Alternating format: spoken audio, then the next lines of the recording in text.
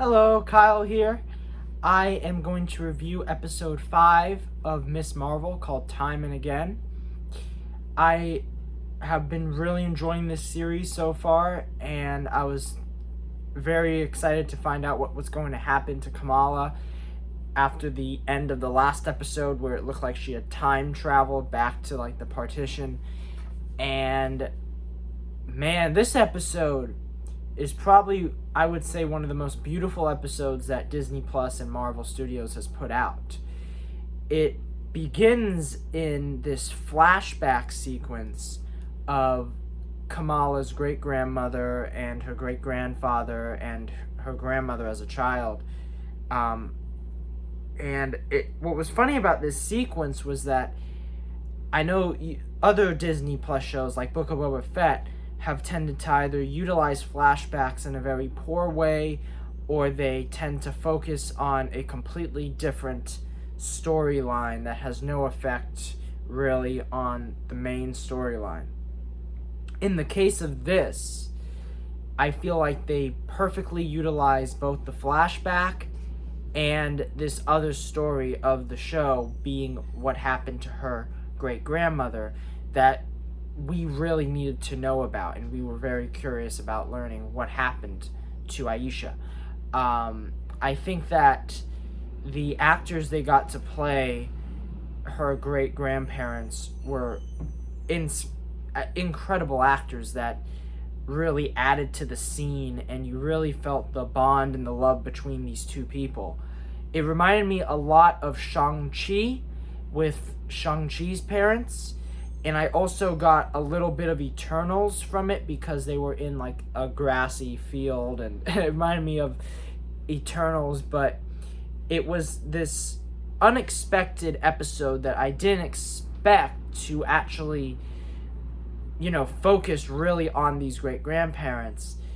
And I think they did a wonderful job showcasing their struggles, their lives, their love. And at one point in the episode, I'm like, maybe Kamala did just go into her great-grandparents or her grandmother's memories, and she didn't go back in time. But then there's this shift in the episode where the episode finally connects with the end of last week's episode, and that is when the show really took off. And I think that the moment you realize that Kamala is the one that helped her own grandmother get on the train and get the bangle, I think that was a very powerful moment in this series and in the entire Disney Plus Marvel shows, because I just love the fact that this show stays consistent in its story about family and about mothers, and the fact that the granddaughter is responsible for not only carrying on the legacy of her great-grandmother, but also helping and saving her own grandmother. And there are so many facets to that part of the show that I love.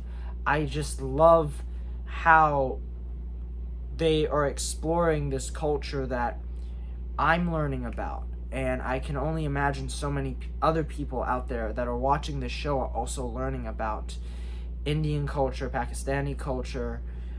But what's cool about this show, too, is that it's for all ages. I don't agree with the whole this is a Disney Channel. Some people use it as a criticism, which I think is ridiculous. But even some people who have said that as a positive, this is a Disney Channel show, I still don't really think of it that way, because I really do think that this is a really great show, but for all ages. Because I feel like if it was a Disney Channel show, it would be really, really, hitting you on the head with the kid stuff. But this show goes into some very dark places. In this episode alone, we have characters that are disintegrating, and all what is left of them is like skull and bones, and then that disintegrates too. That is Indiana Jones level, horror. And I love it. And I think another great moment of this episode was when Kamala tries to reach out to Kamran's mother. I still don't know her name, but Kamran's mother is trying to, go back home. And as she's trying to get there, she realizes that she has to save her son, and there's only one way to do it.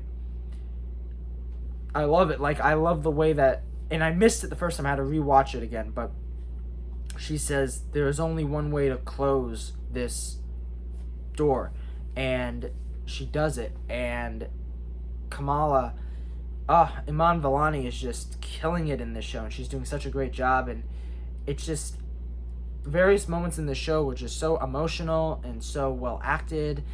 And then we get to the point where her mother discovers that her own daughter, Kamala, has these powers, and her grandmother's like, I told you our family's magic. At times this movie feels almost like a Pixar film, like a Turning Red. So it's very interesting to see how there are so many similarities to other stories, but it still manages to be its own unique thing. And I mean, we get to the even small sequence in this episode between Kamran and Bruno, I thought was really well done. And not to say that I've been in a very similar situation, which I have, but I think that Kamran and Bruno really are two relatable characters that you can feel for. And then the show ends on a cliffhanger. It's this giant cliffhanger, like all the other episodes. So I'm anxiously awaiting the next episode. This week is Thor: Love and Thunder week. So we have Thor: Love and Thunder coming out tomorrow, which I'll be seeing and I'm excited for. And then we have the finale of Ms. Marvel next week. And I'm very much looking forward to that finale. I hope it's a longer episode, because this was quite short. This was only 40 minutes. But I hope next week's a longer episode. There are many things in the trailers that we still have not seen yet. And I'm honestly surprised that they showed a bunch of things in the trailers. It's almost like they didn't feel to keep this show a secret. Like the other Disney Plus shows, especially Moon Knight, they didn't really show many things in the last number of episodes of the series. Whereas this show, we still don't get her costume. Her costume, it looks to be they're following the usual Disney Plus Marvel trend, and she'll get the costume at the final episode, which I have no problems with, because I think the show has done a great job with building up her character and letting her get a costume. So I have no problems with how they're going to utilize her costume. But I think my main theory and prediction is that we will see Captain Marvel in the finale, either in the episode itself or in a post-credit scene, because I feel like it would be a major missed opportunity if they don't have Carol Danvers show up. Not to a large capacity by any means. Kamala has to finish the story by herself.